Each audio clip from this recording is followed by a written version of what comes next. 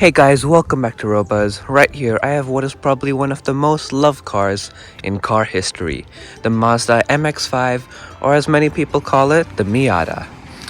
As most people know, it's a tiny Mazda convertible car. This one right here in blue, it's a soft top.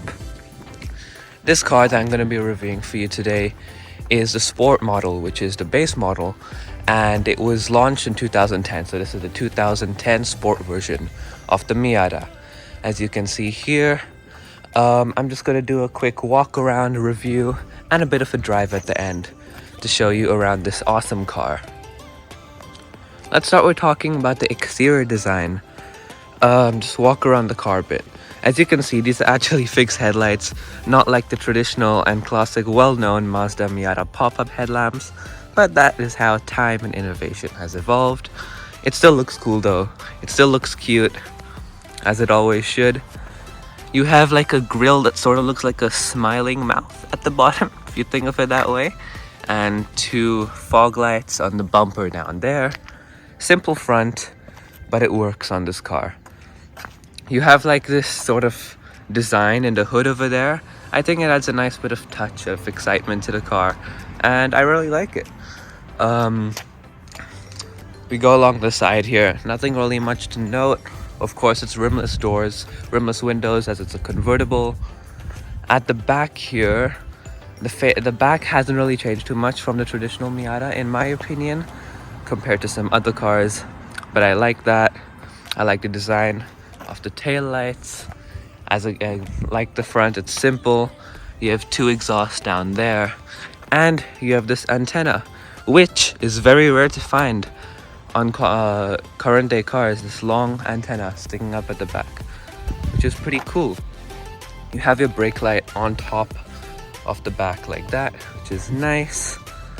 And as I said, this is a pretty simple car, so nothing much to say, but it looks good. The design suits this car. Okay, I want to talk about how the roof is operated, because depending on what model you are, it can vary. So the Miata in 2010 was actually available as both a soft top and a hard top. The hard top you could operate by pressing a button and it just close and open automatically for you. But this version right here is actually the soft top, so it's manually operated. You have to heave it up and down by yourself. But since it's so small and lightweight, it's actually pretty simple and easy to do compared to other convertibles that have manual soft top roofs. So I think that's pretty cool. And yeah, you see it folds away nicely here. And it's pretty solid, but it's soft. Yeah.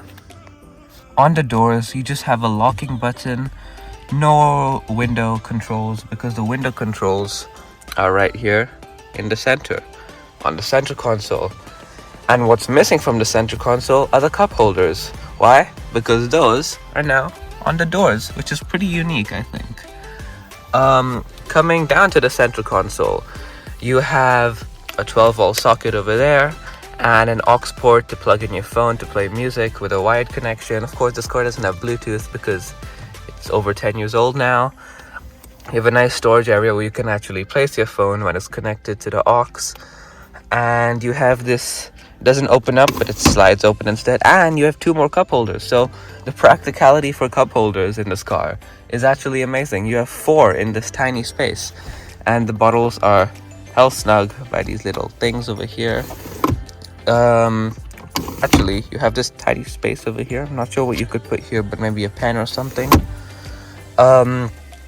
Of course, you have the gear stick, because this is, as I said before, a manual with a traditional stick shift gear stick, which is dying out on cars today, and it's so cool. This one right here is a 5-speed manual transmission.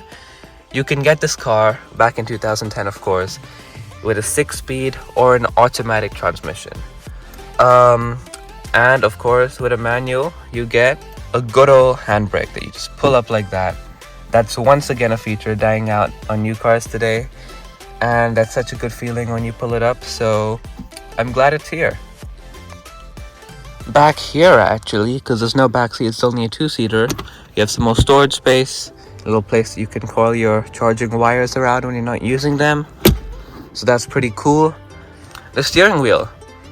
For a base model Mazda, it's actually really cool because it has all your buttons for volume, changing the modes of the system. You have your speedometer right there.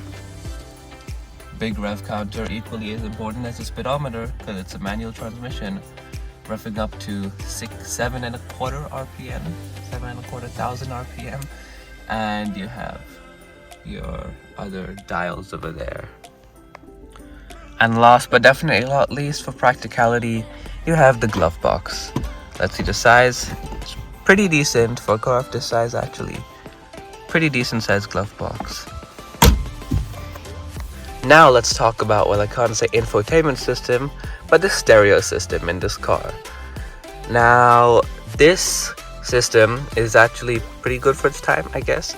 You have your radio, you have CDs, which are again a feature dying on many new cars today. Then you have, as I mentioned before, an aux port to plug in your phone, and this is basically the radio controls and the CD controls and all that stuff. Pretty simple, but good. At the bottom, of course, you have physical dials to control your climate control. Just once again good, nice big dials, which I like.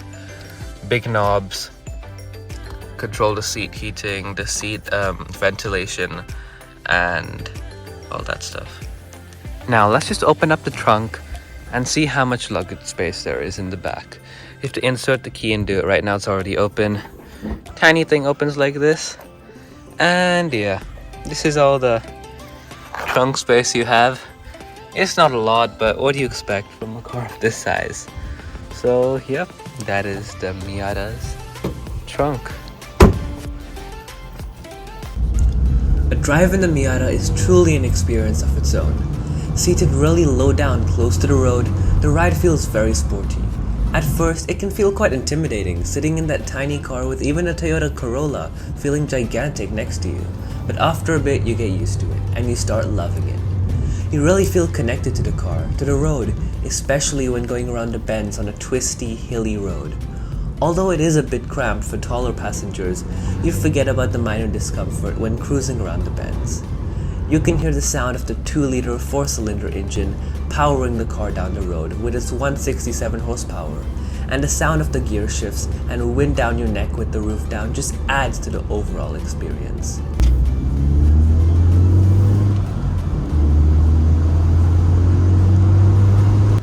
This engine can make the car accelerate from 0 to 100 kilometers per hour in just 6.9 seconds because of the lightweightedness of the car, weighing in at just over 1,100 kilos. And that is basically it for today.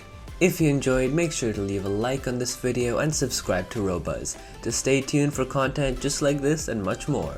See ya!